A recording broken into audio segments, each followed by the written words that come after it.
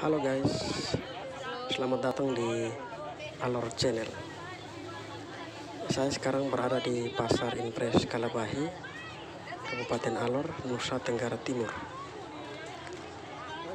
Pada video kali ini saya akan mengajak teman-teman untuk bertemu dengan Pak Maskur. Beliau adalah salah seorang penjual moko di pasar ini. Saya akan mencoba mewawancarai beliau untuk teman-teman sekalian. Oke, bagi teman-teman yang belum mengetahui tentang moko, mungkin sambil berjalan saya akan menjelaskan sedikit kepada teman-teman semua. Moko merupakan nekara berukuran kecil. Di Kabupaten Alor, moko digunakan sebagai mas kawin. Jadi, seorang lelaki yang akan meminang gadis Alor harus menggunakan moko sebagai mas kawin. Karena itu merupakan adat istiadat yang sudah berlangsung ratusan, bahkan mungkin ribuan tahun yang lalu. Oke deh, itu sedikit tentang kegunaan dari moko. Karena itu teman-teman jangan skip video ini supaya teman-teman bisa mendapatkan informasi yang utuh. Tetapi sebelumnya, teman-teman tolong dukung channel ini dengan cara subscribe, share, dan like video ini supaya saya makin semangat lagi untuk membuat konten menarik untuk teman-teman. Selamat menyaksikan.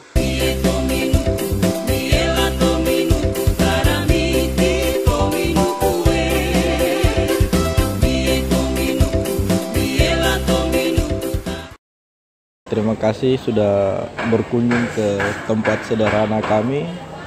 Sedikit saya menceritakan usaha ini sebenarnya dijejaki oleh orang tua saya yang bernama Pak Ahmadi. Beliau menjejaki usaha ini awal mulanya dari gong. Mulai dari tahun 2008 beliau mendatangkan gong dan moko itu pada tahun 2010. Jadi kalau perjalanan gong beliau datangkan ke Alor itu dari 2008. Terus kemudian moko beliau datangkan ke Alor dari tahun 2010. Beliau terinspirasi karena ada salah satu orang tua pada saat itu berkunjung ke pasar Kadelang. Dia membawa satu buah moko, di mana moko itu di atasnya moko, tetapi di bawah sudah terbuat dari kayu. Makanya hati beliau terpukul untuk bagaimana caranya memperbaharui moko ini atau memperbaiki supaya dia tidak seperti yang yang di bawah kayu, di atasnya moko begitu. Perjalanan beliau mengelilingi Indonesia untuk mencari tahu di mana pengrajin atau pembuat moko ini. Seiring berjalannya waktu, akhirnya beliau mendapatkan tempat tersebut dan beliau mulai bercerita dengan orang yang mana bisa buat moko ini. Dan orang yang membuat moko ini pun mereka dari turunannya mereka itu sudah betul-betul pengrajin logam, sehingga tidak sembarang yang mampu membuat benda ini. Turunan dari orang yang membuat ini itu dia istilahnya abdi dalam kerajaan Majapahit gitu. Jadi tidak semudah yang kita lihat atau ini gampang, pembuatannya gampang. Tapi orang-orang tertentu yang mampu membuat ini. Mungkin itu saja dulu ya kakak.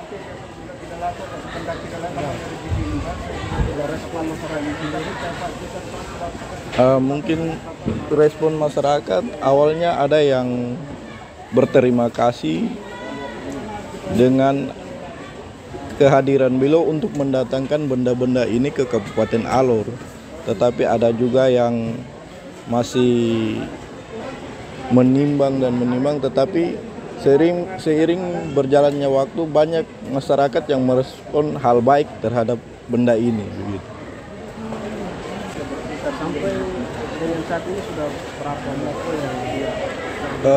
Menurut cerita orang tua saya Pak Ahmadi itu, dan komunikasi dengan bosnya itu, dalam nota orderan selama 10 tahun ini sudah sekitaran 3.000 buah moko yang sudah beliau datangkan ke Alor untuk diedarkan di Kabupaten Alor, dipakai dalam kegiatan adatianya Kabupaten Alor.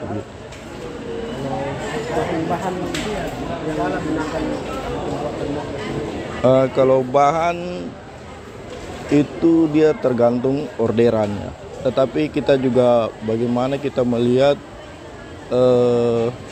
bahan yang saat ini lebih dominan atau lebih unggul itu kan kuningan. Terus kuningan itu sekarang mungkin mudah untuk ditemukan di produsen-produsen begitu. Sedangkan kalau kita menggunakan misalnya perunggu atau perak mungkin bisa, tetapi kita lihat harga di pasaran begitu. Misalnya ini harga di pasaran perunggu lagi naik terus, kita orderan dengan menggunakan bahannya perunggu bisa saja, tetapi harga pasarannya nanti sangat mendesak masyarakat untuk memiliki benda ini begitu. Jadi kami memilih bahan terbuat dari kuningan sehingga kemampuan masyarakat itu juga terjangkau begitu. Itu yang kami jaga sehingga semua kalangan mampu memiliki benda ini begitu. Itu termasuk dengan gong? Iya, kalau gong kami ada 2 jenis bahan. Ada yang terbuat dari kayak gong ini, dia terbuat dari besi biasa, besi pelat. Tetapi matanya ini ditaburi cairan kuningan sehingga pada saat kita pukul bunyinya agak sedikit melingking, terus tidak penyot ke dalam begitu. Dan gong ini sudah banyak juga beredar di Kabupaten Alor dan masyarakat juga antusias begitu. Beberapa kampung di di Kabola itu sangat terima sekali itu. Banyak sekali permintaan dari Kabola. Sedangkan gong yang terbuat dari bahan kuningan ini permintaan terbesar itu ada di Gunung Besar atau suku Abui begitu. Mungkin kira-kira begitu.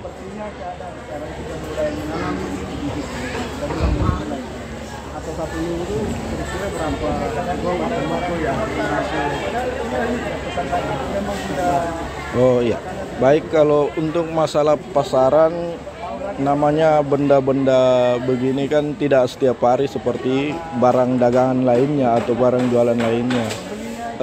Untuk benda ini atau gong atau moko ini pada saat-saat tertentu di mana kalau Kabupaten Alor masuk musim adat tia atau musim perkawinan, maka permintaan yang masuk ke kami itu sangat banyak begitu.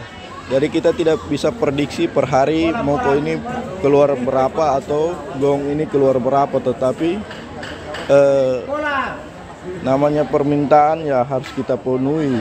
Dan kita tidak sangka-sangka dalam satu hari kadang gong kami yang kami keluarkan itu bisa lebih dari 10 biji yang gong-gong ringan, dan gong berat kalau masuk dalam musimnya itu dia bisa lebih dari 4 biji begitu, 4 buah gong berat begitu. Kalau kita di Alor yang saya pelajari selama beberapa tahun ini, dia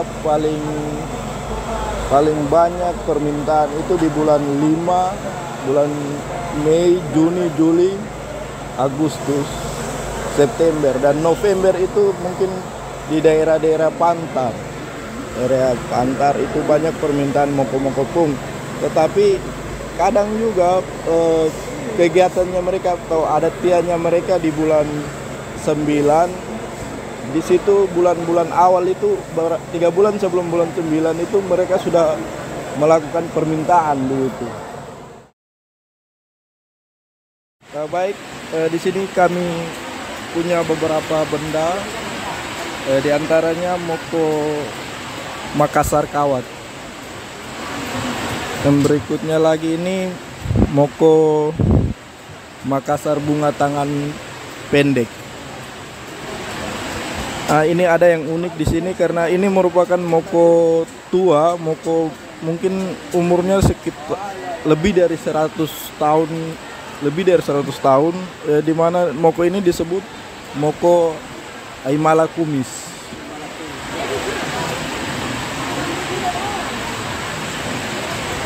Terus ada juga moko caprotan. Ini ada moko cap bulan. Moko ini biasa diperuntukkan untuk pohon pelepas atau om atau juga paman begitu. Terus ada moko Aimala mulut kosong.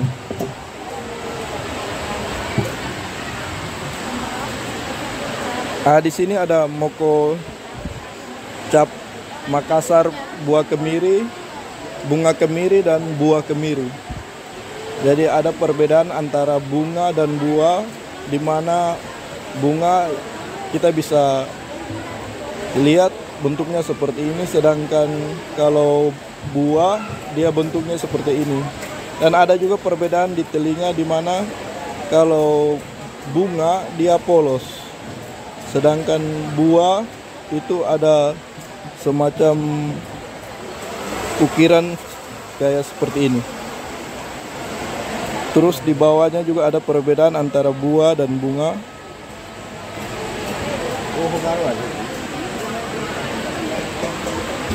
Terus ada juga moko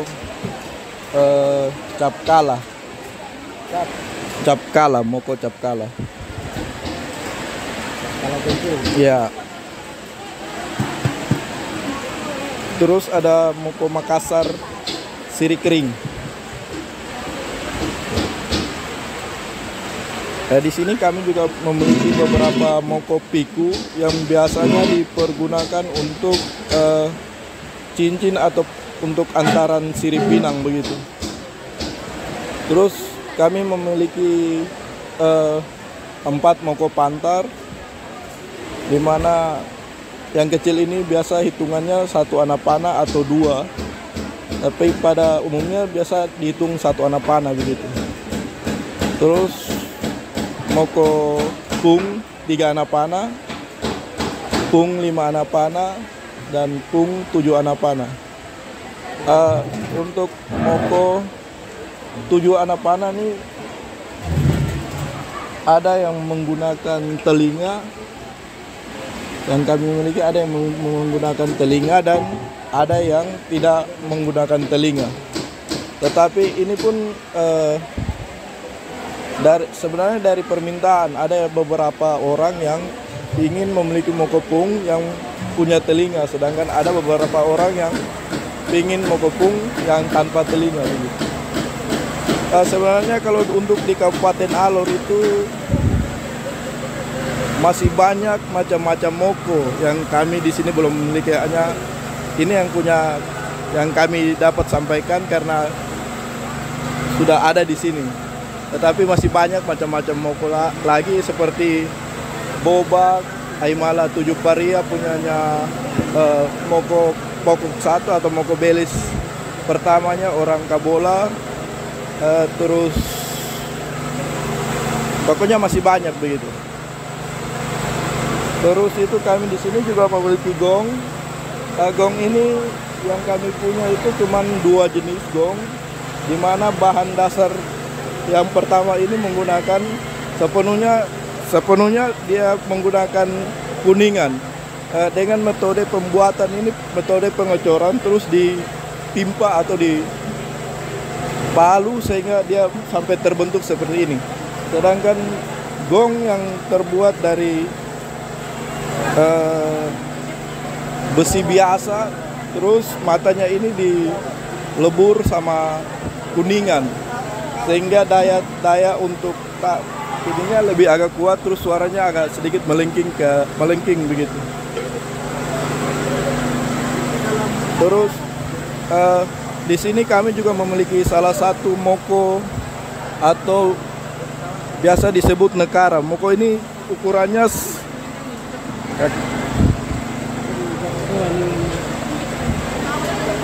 ukurannya moko ini mencapai 1 meter 70 cm kurang lebih begitu. Terus uniknya moko ini atau nekara ini, di tengah-tengah penutup ini terdapat lambang bintang. Ini merupakan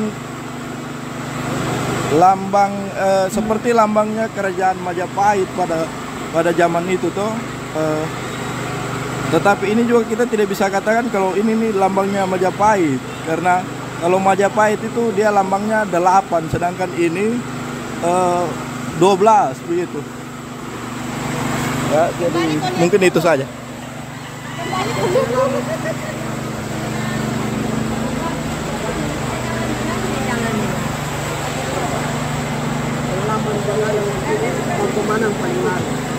Untuk pengalaman kami adakan usaha ini, yang banyak permintaan yang pernah saya jumpai itu di mana moko cap bulan. Cap bulan yang dari awal saya bilang diperuntukkan untuk paman, om, atau pohon pelepas begitu. Dan juga ada beberapa moko Makassar itu sangat familiar permintaan dari daerah Abad dan juga Kabola. Dan juga ada beberapa moko yang sangat permintaannya sangat bagus itu dari Pantar, yaitu moko pung gitu. Jadi kalau yang paling lancar atau banyak permintaan itu saya rasa merata begitu toh.